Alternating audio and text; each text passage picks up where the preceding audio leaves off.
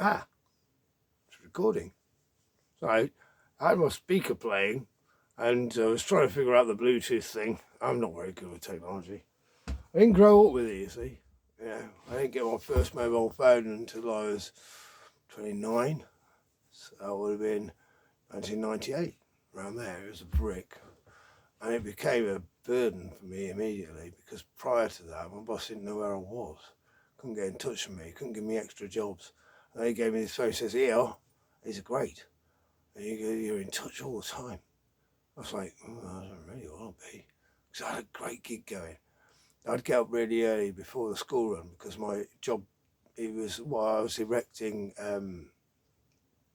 for sale boards. So I'd put up the for sale boards, I'd put up the sold slips, and then I'd collect the signs. I quickly worked out that if I had a stash of the post and everything that I needed in my garage, and a few signs, I could get a jump on the day. I'd get up at like 5:30, and when there's nothing on the road, it's a piece of piss. Just go around. You don't knock on the door generally. You just either nail the bloody sign to the wall or stick it in the garden, and you're off to the next job. I had these two maps made, one of the Greater Lincolnshire area and then one of Central Lincoln, because I was out in the sticks, but I was also in the city. And the girls each night, they enjoyed it. I'd laminated these big maps, and I used to carry these big maps. This is an early form of sat nav, I suppose. And I'd keep it on the passenger seat, and I could hold it up whilst I was driving and rolling a bag with my foot. Never did that, obviously, officer. Steering with your knees, remember that? Anyway, that's one for us old folk. And the girls each night, I'd get a fax. That's how long ago it was. It wasn't even an email, it was a fax. So I'd get a fax through, but it was a fax onto my iMac. So I had a fax program. Because like the old guy who was doing it was working on fax, and I had a program that would interpret it and turn it into something useful. And I'd print out the route, the houses that I need to attend, various different villages and inner city Lincoln. But it was agency signs, so we worked for all the estate agents. I also thought the big commercial signs. There's another episode on that alone. Tell you about the time I nearly died. Like every time I put one of them fucking things up. Anyway, difficult to do on your own. Almost impossible. I found a way. It's another episode. So each night, me and the girls would sit on the sofa and we'd have some dad time because I'd be working, because I also had my gardening business. So I'd do this gig in the morning and then I'd work on my gardens during the day. I was a home dad as well. So I was doing the school run and cooking the food, doing the shopping, doing the bills. I don't know how I had the energy. I also had a couple of bar jobs over that period and worked at Pizza Express.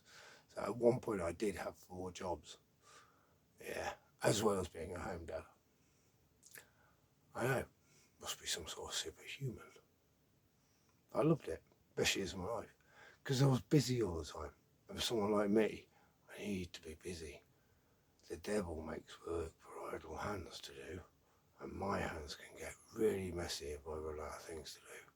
So I'll do a crossword in one part of my brain, whilst listening to music in another. I may be watching a film and barking instructions at the staff, all simultaneously.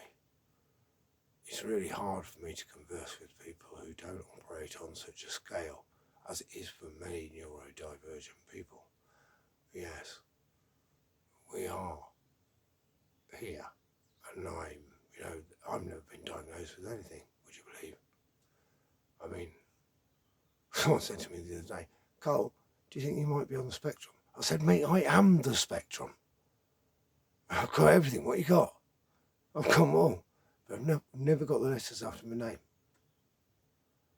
You know? But no one diagnosed in my day. They just thought I was that weird kid. Super intelligent. The teachers liked me because I could pass the results and they'd get their bonuses, I don't know. So the teachers loved me but hated me because I'd ask all awkward questions. We were set homework in RE, Religious Education, once by Mr. Simpson. I owe him a great deal because he encouraged me to read the Bible. And he was a very good Christian, constrained by his role in the Catholic Church.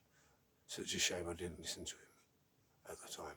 I do apologise if you're out there. as I apologise to all my teachers, because I must have been a horrible child to teach, but I do appreciate the learning you all gave me, because without a shadow of a doubt, every single teacher I had at the school was earnest and sincere.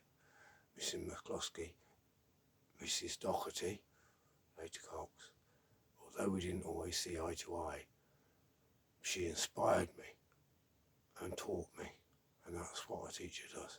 And they were all very dedicated teachers at that school, from the headmaster, Mr Ellicott, through Mr Derbyshire, who kept me in the school several times when they wanted to kick me out. I never really did anything naughty. I just wouldn't put up with injustice on the playground. I was kind of like a police force on the playground. So no one got to pick on anyone, because I would go and say, stop picking on her now, or you face the full wrath of Carly. And because I had a reputation as being an adversary of note, despite my diminutive size, people would back down. And it was great, because I was so small, they didn't lose face. So sometimes the best bouncer is the little guy who knows how to diffuse a situation. Then you don't have a fight in the first place. I didn't have that many fights at school, 1 or 2. But once people get the reputation that they ain't going to win because you're a nasty, bollock-biting bastard and absolutely fucking psycho, they might be bigger than me, they might be stronger than me, they may win the fight. They often do. But they remember it. They don't want to revisit that arena because they got injured too. Anyway, I'm sorry for rhyming, it's just one of those weekends. It's been a stressful day. I met with my crack legal team earlier, and I'm heartened. I don't see how we can lose. In fact, it wouldn't surprise me if the CPS, godless little spineless creeps that they are, offer no evidence in this case, because when they see my evidence bundle, they'll realise that I've fucked them 6 ways from Sunday. Don't fuck with a man who owns his own graveyard. Certainly no one with a degree in philosophy and a degree of intelligence.